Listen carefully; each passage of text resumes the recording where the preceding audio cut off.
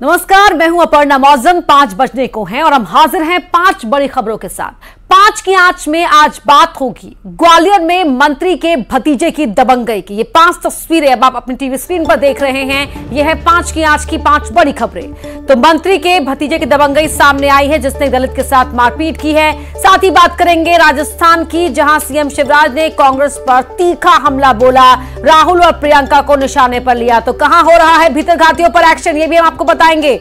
इसके अलावा सुरक्षा में ही भलाई है, ये है हाईकोर्ट के निर्देश के बाद एमपी पुलिस की सख्ती। 2 व्हीलर पर हेलमेट लगाना जरूरी होगा और साथ ही सीट बेल्ट भी आपको लगानी होगी। और अब साथ ही हम दिखाएंगे हाथियों का उत्पात कहां देखने को मिल रहा है, कहां हाथियों ने किसानों की नाक में दम किया हुआ है। तो इन 5 बड़ी खबरों पर करेंगे विस्तार से बात। इसके अलावा कौन सी खबरें होंगी वो भी आपको बताएंगे। लेकिन सबसे पहले बात सुकमा से, जहां बड़ी खबर आ रही है। आईडी ब्लास्ट में 2 जवान घायल हो गए हैं। अरनपुरा और जगरगुंडा के बीच ब्लास्ट हुआ है। सड़क की सुरक्षा के लिए निकले थे जवान। घायल जवानों को यहां रायपुर भेजा जा रहा है। आईडी ब्लास्ट में 2 जवान जख्मी हुए हैं। अरनपुर और जगरगुंडा के बीच ये आईडी ब्लास्ट हुआ। अब घायल जवानों को रायपुर भेजा जा रहा है। सड़क की सुरक्षा करने के लिए ये जवान निकले थे। बड़ी खबर सुकमा से आपको बता रहे हैं, जहां अब घायल जवानों को रायपुर भेजा जा रहा है। सत्यनारायण हमारे सहयोगी सुकमा से जुड़ रहे हैं। सत्यनारायण, पूरी जानकारी दीजिए। जी, आपको बता दूं कि लगातार उस इलाके में सड़कों का निर्माण हो रहा था और लगातार सीआरपीएफ के जवान उस इलाके में गश्त कर रहे थे। आज कमरगुड़ा से सीआरपीएफ के जवान उस इलाके की गश्त पर निकले थे और लेकिन घात लगाए बैठे माओवादियों ने 2 आईडी ब्लास्ट की है, जिसमें की चपेट में 2 जवान आ गए हैं। एक जवान को दंतेवाड़ा लाया गया है और एक जवान को ज्यादा चोट आई है, जिसको हेलीकॉप्टर से रायपुर भेजने की तैयारी की जा रही है। हालांकि अभी तक जवानों का नाम जो है सामने नहीं आया है और अधिकारिक पुष्टि भी नहीं हुई, लेकिन जो सूत्रों से खबर मिली है कि इस आईडी में 2 जवान को काफी चोट लगी है, एक का इलाज चल रहा है और एक को रायपुर भेजने की तैयारी चल रही है। जी, बहुत शुक्रिया आपका इस जानकारी के लिए। अगली बड़ी खबर भोपाल से आपको बता रहे हैं, जहां जबलपुर आईएसएस मॉड्यूल मामले में एनआईए ने चार्जशीट पेश की है। 4 के खिलाफ आरोप पत्र दाखिल किया गया है। देश में आतंक फैलाने की साजिश रचने का आरोप। एनआईए की जांच में खुलासा हुआ है कि चारों आरोपी प्रमुख नेताओं के साथ लोकतांत्रिक संस्थानों और बड़े हस्तियों को निशाना बनाने के लिए सक्रिय रूप से काम कर रहे थे। स्थानीय धार्मिक स्थानों और घरों में बैठकें कर साजिश रच रहे थे। साथ ही चार्जशीट में आईएसआईएस के इशारे पर देश में हिंसक हमले कर आतंक फैलाने की योजना बनाने का भी जिक्र है। फंड इकट्ठा करना, घातक हथियार खरीदने का भी आरोप लगा है। आईएसआईएस के इशारे पर काम करने का आरोप है। जो लोकल रिलीजियस स्पॉट्स थे वहां पर, इसके अलावा घरों पर ये बैठकें कर रहे थे।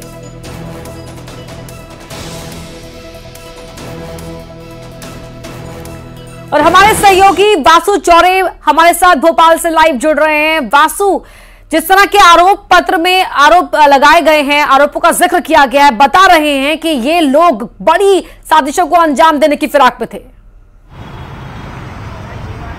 निश्चित तौर पर देखिए, जबलपुर आईएसआईएस मॉड्यूल से जुड़े हुए 4 लोगों के 4 आरोपियों के खिलाफ जो है चार्जशीट दायर की गई है एनआईए की ओर से। और कहीं ना कहीं ये देश की शांति व्यवस्था को, कानून व्यवस्था को नुकसान पहुंचाने की फिराक में थे और इसके लिए एक विस्तृत प्लानिंग इन्होंने कर रखी थी। और इनके जो संपर्क सूत्र इनसे मिले हैं, जब उनकी तह तक पहुंचने में एनआईए की टीम को कामयाबी मिली तो वहां से कई सारे ऐसे सबूत मिले जिनमें ये बात का जिक्र था कि ये लोग हथियार खरीदने की फिराक में हैं, बड़े हमले कहीं ना कहीं कर सकते हैं, लोकतांत्रिक संस्थाओं को या किसी अन्य संस्थाओं को भी इनके निशाने पर थी और उससे जुड़ा हुआ जो साहित्य है वो भी मिला है। इसके अलावा लोगों को बरगलाने का, भड़काने का, किसी भी तरह से शांति व्यवस्था को भंग करने के काम की लोग बड़े पैमाने पर प्लानिंग कर रहे थे। और अब एनआईए की कोशिश है कि इनके सरगनाओं तक भी पहुंचा जाए, इनके मॉड्यूल को, इनके रैकेट को पूरी तरह से ध्वस्त किया जाए। और इसको लेकर लगातार जो कार्रवाई का क्रम है वो जारी रहा है पिछले महीनों, चाहे जबलपुर की बात हो, भोपाल या अन्य शहरों में, जहां जहां इस तरीके के जो असामयिक तत्व हैं, आईएसआईएस से जुड़े हुए जो तत्व हैं या उनके रैकेट में शामिल लोग हैं, उनकी बहुत धरपकड़ का काम जो है बड़े पैमाने पर हुआ है और ये आने वाले समय में भी जारी रहेगा। बहरहाल देखना होगा कि अब चार्जशीट पेश हुई है, क्या कुछ आने वाले समय में इस पूरे मामले को लेकर कार्रवाई होती है और जो पूछताछ इन आरोपियों से की गई है उसके आधार पर अब कहां धरपकड़ का काम जो है वो किया जाता है, ये जरूर इस पूरे मामले में देखने वाली बात होगी। जी अपर्णा। वासु, बहुत शुक्रिया आपका इस पूरी जानकारी के लिए। आगे भी आपसे अपडेट लेते रहेंगे। फिलहाल धन्यवाद। और अब बात करते हैं ग्वालियर की, जहां मंत्री सुरेश राठखेड़ा के भतीजे की दबंगई का मामला सामने आया है। मंत्री जी के भतीजे पर एक दलित युवक के साथ मारपीट का आरोप लगा है। मारपीट में घायल युवक को अस्पताल में एडमिट कराया गया, जहां उसका इलाज चल रहा है। घायल युवक की बहन का कहना है कि मंत्री जी के भतीजे ने चुनावी रंजिश के चलते उसके भाई की पिटाई की। मौके पर पहुंची पुलिस ने घायल युवक की बहन के बयान के बाद मामला दर्ज कर लिया है और अब जांच आगे बढ़ा दी है। तो मंत्री सुरेश राठखेड़ा ने, ये मंत्री के भतीजे हैं क्या? हाँ। किस बात को लेकर मारपीट किया? ये पता नहीं है किस चीज से लेकर मारपीट की है। कहाँ पे मारपीट किया? फिजिकल तरफ संभल के साथ। किस चीज से मारा है? किसी बहुत गहरा घाव आया है, पता नहीं किस लोहे से। होश है इसको? नहीं है, अभी तो होश नहीं है इसको। डॉक्टर क्या बोल रहा है? डॉक्टर बोल रहा है ग्वालियर रेफर करने के लिए। नारायणपुर से बड़ी खबर आपको बता रहे हैं, जहां डीआरजी जवानों पर नक्सलियों का हमला। नक्सलियों ने तीर से किया है हमला। हमले में एक जवान जख्मी हो गए हैं। पुलिस ने 2 संदिग्ध को हिरासत में लिया है।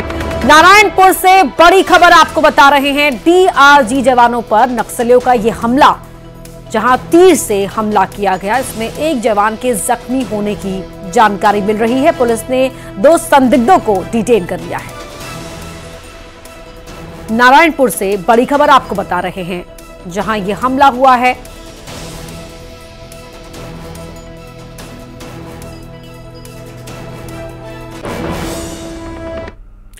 मध्य प्रदेश में मतदान खत्म हो चुका है। राजस्थान का रण बाकी है। सीएम शिवराज जयपुर पहुंचे और कांग्रेस पर जमकर बरसे। इधर कमलनाथ ने एक्स पर पोस्ट कर सीएम शिवराज पर पलटवार किया है। ये रिपोर्ट देखिए। राजस्थान के रण में सीएम शिवराज ने कांग्रेस पर जमकर निशाना साधा। उन्होंने राहुल गांधी, प्रियंका गांधी को झूठ की मशीन बताया। वहीं गहलोत सरकार पर जमकर प्रहार किया। भ्रष्टाचार में राजस्थान को नंबर 1 बताते हुए कहा कि सरकारी कार्यालय से पैसा सोना बरस रहा है। राजस्थान को दंगों की आग में झोंक दिया। राहुल गांधी की विद्वेष से इतना भर गए हैं कि उनको देश का कितना भी बड़ा नुकसान हो, उनको खुशी होती कोई टिप्पणी करने का मौका प्रधानमंत्री जी पे मिल जाए। मैं मानता हूं कि उनका ये बयान सचमुच में शर्म को भी शर्म कर जाए और ऐसे बयानों से वो कांग्रेस को समाप्त करेंगे। जयपुर में शिवराज के वार का असर भोपाल तक हुआ। कमलनाथ ने पलटवार करने में देर नहीं की। सोशल मीडिया एक्स पर लिखा कि शिवराज जी, आज अब मध्य प्रदेश में आपको कोई सुन नहीं रहा, तो आप राजस्थान में जाकर अपनी झूठ मशीन का अभियान चला रहे हैं। आप राजस्थान को बताइए कि मध्य प्रदेश को आपने घोटालों में नंबर 1 बना दिया।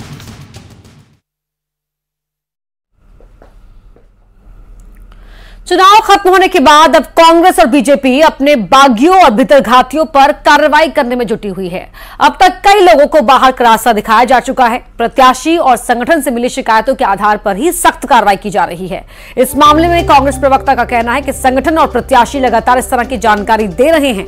कांग्रेस की अनुशासन समिति सभी शिकायतों की जांच करेगी और जो भी दोषी होगा उस पर सख्त एक्शन लिया जाएगा। तो वहीं बीजेपी प्रवक्ता का कहना है कि बीजेपी अनुशासन से चलने वाला संगठन है। वैसे तो चुनाव के पहले सभी कार्यकर्ताओं को पार्टी के पक्ष में ही काम करने के निर्देश दिए गए थे। अगर उसके बावजूद भी किसी ने पार्टी के विरोध में काम किया है तो कार्रवाई की जाएगी। निश्चित रूप से हमारे यहाँ एक अनुशासन समिति है और अनुशासन समिति में इस तरह की अगर प्रत्याशियों ने शिकायतें की हैं तो उन पर अनुशासन समिति विचार करेगी। विचार करने के बाद निश्चित रूप से आम सहमति से एक फैसला मिलेगी। निश्चित तौर पर यदि कोई भी प्रत्याशी या संगठन शिकायत करता है कि फला पदाधिकारी ने, फला व्यक्ति ने पार्टी विरोधी गतिविधि में शामिल रहा है या विरोधी पार्टी के पक्ष में काम किया, तो निश्चित तौर पर ऐसे लोगों के ऊपर तो कड़ी कार्रवाई होगी। जो भी इस तरह के नाम सामने आएंगे उनके ऊपर पार्टी की प्रक्रिया के तहत कार्रवाई की जाएगी। ऐसे लोगों को छोड़ा नहीं जाएगा। जिसने पार्टी की पीठ में छुरा घोंपा है या विरोधी पार्टी का साथ दिया, ऐसे तत्व कतई नहीं बख्शे जाएंगे। उनके ऊपर कड़ी से कड़ी कार्रवाई होगी।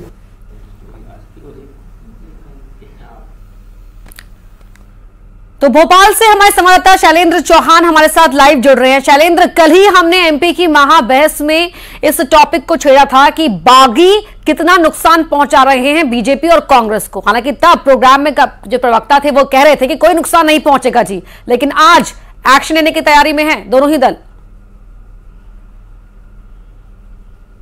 देखिए मैं आपको स्पष्ट कर दूं कि जो चुनाव के समय जो अलग होकर पार्टी से बागी होकर चुनाव लड़े उनके खिलाफ तो कार्रवाई लगातार हो रही है और उनकी सूची भी बद्ध है। उनके ऊपर लगातार कार्रवाई के अलावा 6 साल के निष्कासन की कार्रवाई हो चुकी।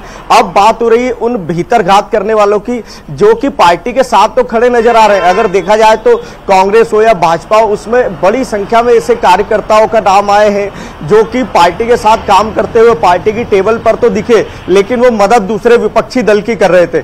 इसे कांग्रेस में भी करीब 15 से ज्यादा ऐसे जिले जहां पर कई कार्यकर्ताओं ने पार्टी के प्रत्याशी के खिलाफ जाकर काम किया, उसको बीजेपी के समर्थकों को समर्थन दिया। वैसे ही भाजपा ने भी ऐसी सूची की तैयारी कर ली है जो कांग्रेस के लोगों के साथ मदद करते नजर आए। कहीं पर कोई रिश्तेदारी की वजह से साथ देता नजर आया, कहीं पर किसी ने कोई और मिशन की वजह से साथ दिया।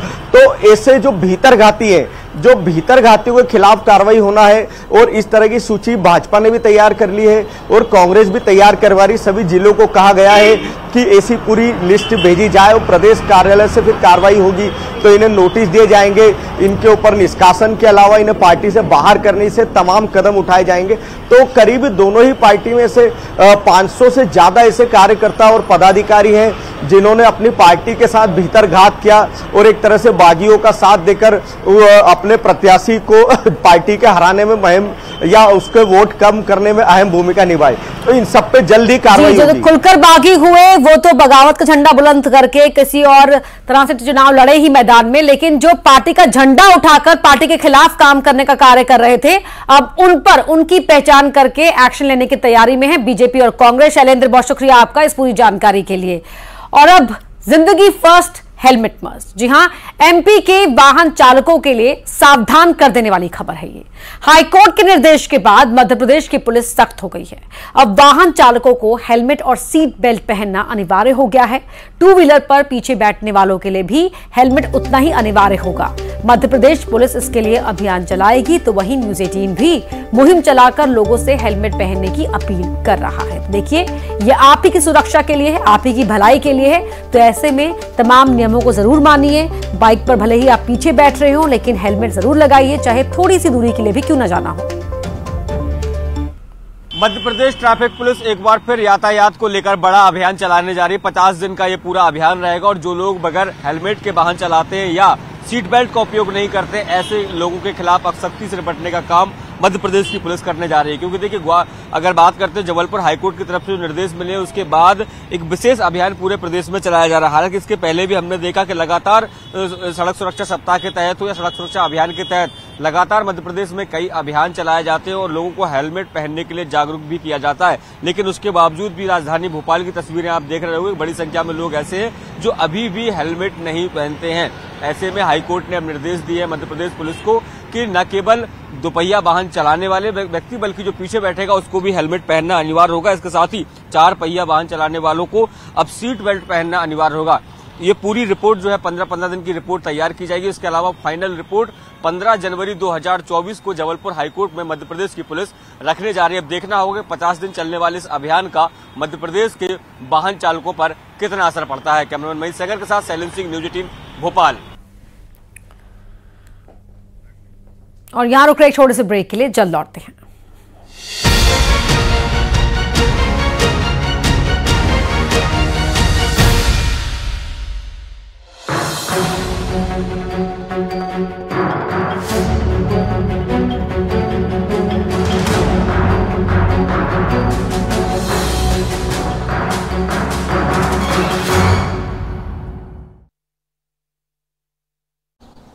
घाट पर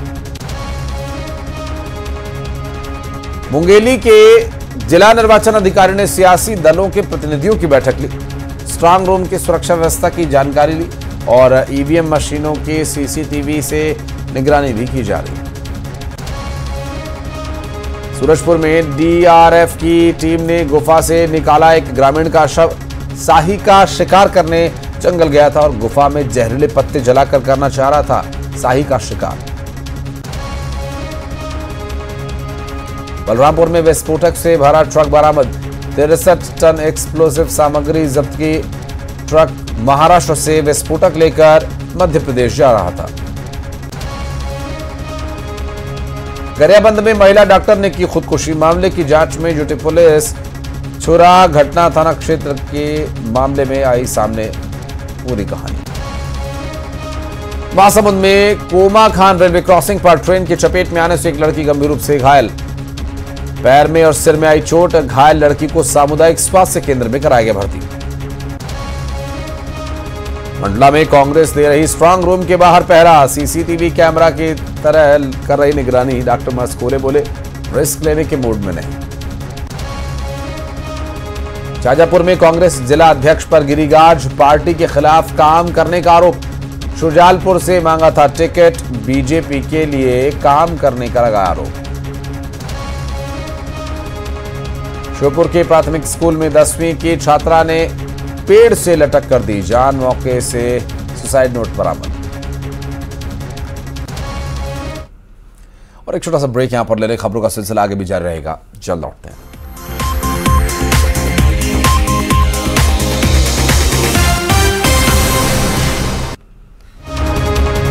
पन्ना में डंपर ने कार को मारी टक्कर। कार सवार 5 लोग घायल, 2 की हालत गंभीर। घायलों को पन्ना जिला अस्पताल में कराया गया भर्ती। पेट्रोल में 1.5 महीने के मासूम को 51 बार गर्म सलाखों से दागा गया। बीमार होने के बाद परिजनों ने अंधविश्वास के चलते मासूम को दगवाया। गंभीर हालत में बच्चे को जिला अस्पताल में भर्ती करवाया। मध्य प्रदेश में चुनाव में वोटिंग परसेंटेज को लेकर नया ट्रेंड आया सामने। प्रदेश में 1.5% वोट प्रतिशत बढ़ा, लेकिन 230 में से 50 सीटों पर वोटिंग घटी है। 9 मंत्रियों की सीटों पर भी घटी वोटिंग। पूर्व मुख्यमंत्री दिग्विजय सिंह गढ़ाकोट रहली से कांग्रेस प्रत्याशी ज्योति पटेल पर हुए हमले का संज्ञान लेने पहुंचे। ज्योति पटेल से जाना पूरा घटनाक्रम। कांग्रेस कार्यकर्ताओं से की मुलाकात। भोपाल में संगम टाकीज के पास गुमटी में लगी आग। दमकल ने मौके पर पहुंचकर आग पर काबू पाया। बड़ा हादसा होने से टला। भोपाल की आबो हवा हुई और भी खराब। AQI 300 के पार। प्रदूषण के असर से अस्थमा सांस के मरीजों की संख्या बढ़ी। इंदौर जबलपुर में सुधार से कुछ राहत। कोरिया के 22 उपार्जन केंद्रों में हो रहे समर्थन मूल्य पर धान खरीदी। 3 खरीदी केंद्रों में 24,22,000 के धान की हुई बिक्री। 19 उपार्जन केंद्रों में।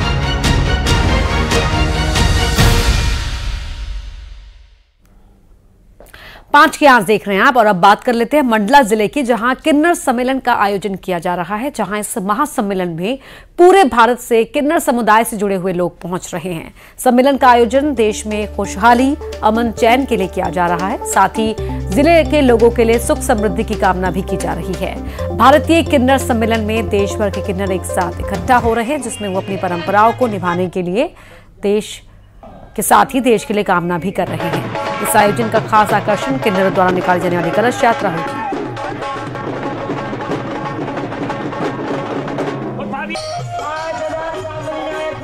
ये अखिल सम्मेलन हो रहा है, जो अखिल भारतीय सम्मेलन किन्नर सम्मेलन है, ये मंडला निवासियों के लिए दुआ के लिए है। ये दुआ के लिए इस देश की जो देशवासी हैं ये दुआ करते हैं। हम किन्नर सारे शहरों से किन्नर बुलाया जाता है। इस देश के लिए दुआ करते हैं कि जो भी देश निवासी है खुश रहें, देश अमन चमन रहे, बच्चे वालों को बच्चे हों, शादी वालों की शादी हो, कुंवारों का ब्याह रचे, बांझों की गोद भरे, और जिनकी नौकरी नहीं लगती उनकी नौकरी रहे। और जो महामारी जैसा कोरोना काल आया था, अभी महामारी, वो महामारी अब दोबारा ना आए। माननीय प्रधानमंत्री मोदी जी के बहुत आभारी हूँ कि उनने कम से कम किन्नर समाज की ओर देखा। ना हमें पुरुष की श्रेणी में रखा जाता था, ना हमें महिला की श्रेणी में रखा जाता था, और हीन भावना से लोग हम लोग को देखते थे। तो कम से कम हमें एक जेंडर तो मिला, कम से कम हमारी पहचान तो हुई कि हम भी भारत के निवासी, थर्ड जेंडर, कम से कम एक जेंडर मिल गया। हर देश के, प्रदेश के, हर जगह के किन्नर इकट्ठे हुए हैं। ये मंडला वासियों के लिए दुआओं के लिए उन्हें रखा गया है कि शहर वासियों के लिए दुआओं के लिए अमन चैन रहे शहर के अंदर। कोरबा में हाथियों के आतंक से किसान इतने परेशान हैं कि वो खेत से धान की कटाई भी नहीं कर पा रहे। हालांकि वन विभाग की ओर से इन हाथियों पर विशेष निगरानी की जा रही है। हमारे सहयोगी अब्दुल असलम की रिपोर्ट देखिए। जी, हाथी तो अभी बहुत ज़्यादा हो चुके हैं और घटने का नाम नहीं ले रहे हैं कि और बढ़ते क्रम में जा रहे हैं। अभी हाथी बढ़ रहे हैं। जी। वन विभाग तो वाले अभी क्या कर रहे हैं, वो हाथियों को खदेड़ रहे हैं कि नहीं? हाथी तो खदेड़ते हैं पर उतना ज़्यादा नहीं, खदेड़ने भी नहीं देते हैं ना, और गांव में भी घुसते रहते हैं तो उन लोग बोल देते हैं कि नहीं ऐसे खुद आना नहीं है इसको, बस ऐसे करके हमको बोलते रहते हैं। कितना डर बना है गांव में इधर? डर तो बहुत ज़्यादा बना है सर। हाथी यहाँ लगभग 70-80 हाथी है। वन विभाग जहाँ रोड में घूम रहे हैं, जहाँ हाथी है वहाँ जाते ही नहीं। उनको भगाने का प्रयास है, उनसे दूर रहने के लिए मुनादी वगैरह करा रहे हैं? कुछ नहीं, पटाखा चलवाते हैं। हाँ। फसल कटाई हम कोरबी इलाके में है, जहां आप देख सकते हैं कि जो किसान हैं वो अपनी फसलों को यहां पर से काट रहे हैं। काट इसलिए भी रहे हैं कि यहां पर हाथी प्रभावित क्षेत्र है और हाथी का जो आतंक है वो यहां लगातार बढ़ा हुआ है, जिसके कारण यहां जो ग्रामीण है वो दहशत में है। उनसे सीधे बात करेंगे कि कितना डर लगता है, यहाँ हाथी कितना आते हैं? बहुत हाथी आते हैं।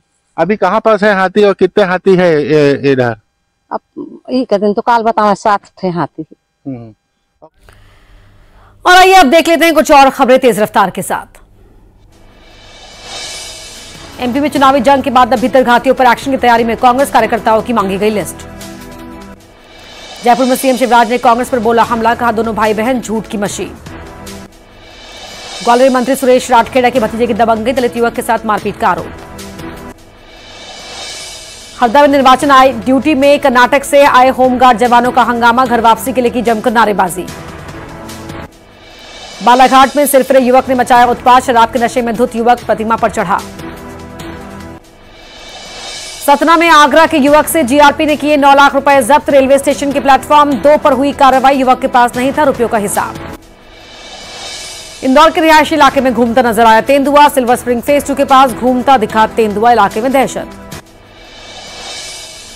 टीकमगढ़ में सड़क किनारे दीवार गिरने से एक शख्स की मौत, दीवार के किनारे चल रहा था नाली निर्माण कार्य। दतिया में नदी में नहाने के दौरान हुआ हादसा, नदी में डूबने से महिला और बच्ची की मौत, दोनों के शवों को बाहर निकाला गया, पुलिस कर रही है जांच। जबलपुर आईएसएस मॉड्यूल मामले में एनआईए ने पेश की चार्जशीट, 4 आरोपियों के खिलाफ आरोप पत्र दाखिल, देश में आतंक फैलाने की साजिश रचने का आरोप। राजधानी रायपुर में महिला से गैंगरेप, जमीन बिकवाने का झांसा देकर 4 युवकों ने किया दुष्कर्म, शिकायत करने पर दी जान से मारने की धमकी। सीएम भूपेश और सुशील आनंद शुक्ला को मिला मानहानि का नोटिस, ब्रजमोहन अग्रवाल ने भेजा मानहानि का नोटिस, गुंडा कहने और नौटंकी वाले बयान पर दिया नोटिस। कांग्रेस प्रदेश सचिव के खिलाफ ब्लॉक अध्यक्षों ने खोला मोर्चा, वोटिंग के दिन बीजेपी के पक्ष में वोट डलवाने का आरोप, सीसीटीवी फुटेज भी आया सामने। रायपुर में मतगणना को लेकर पुलिस अलर्ट, स्ट्रांग रूम के बाहर सुरक्षा बल तैनात, सेज बाहर में होगी 7 विधानसभा की काउंटिंग, 14 राउंड तक चलेगी काउंटिंग। रायपुर में सरकारी कर्मचारियों के लिए बड़ी खुशखबरी, ईसी ने महंगाई भत्ता बढ़ाने की दी मंजूरी, सरकारी कर्मचारियों को मिलेगा 4% महंगाई भत्ता। जगदलपुर में बंदूक, जिलेटिन, कॉर्डेक्स, वायर और 13 आईईडी बरामद, ओडिशा की माथली पुलिस ने किया जब्त। महासमुंद में ट्रक ने बाइक सवारों को कुचला, सड़क हादसे में एक की मौत, एक घायल शख्स अस्पताल में भर्ती।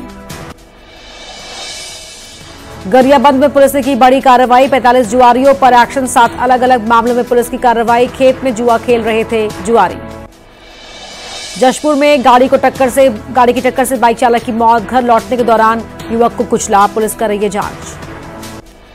जशपुर में 2 बाइक की टक्कर से 3 लोग घायल, घायलों का इलाज जारी, हादसे का सीसीटीवी फुटेज आया सामने।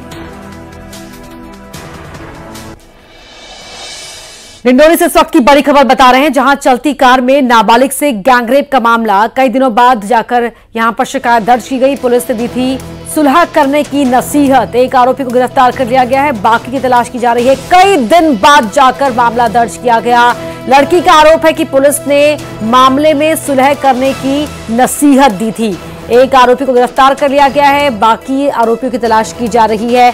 नाबालिग की लड़की है जिसके साथ चलती कार में ये हैवानियत की गई। डिंडोरी से बड़ी खबर आपको बता रहे हैं और इसमें पुलिस भी कटघरे में है, क्योंकि लड़की और लड़की के परिवार का दावा है कि पुलिस ने इस मामले में सुलह करने की नसीहत दी थी।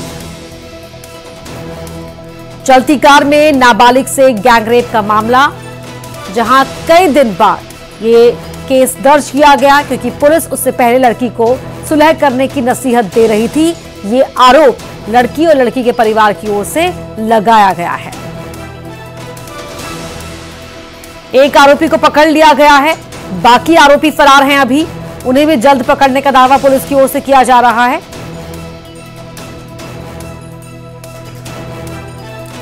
कृष्णा साहू हमारे सहयोगी हमारे साथ जुड़ रहे हैं। कृष्णा, गंभीर आरोप पुलिस पर भी हैं, ये पूरा मामला बताएं, कब की घटना है? जी बिल्कुल अपर्णा, बताना चाहूंगा कि ये डिंडोरी की घटना है।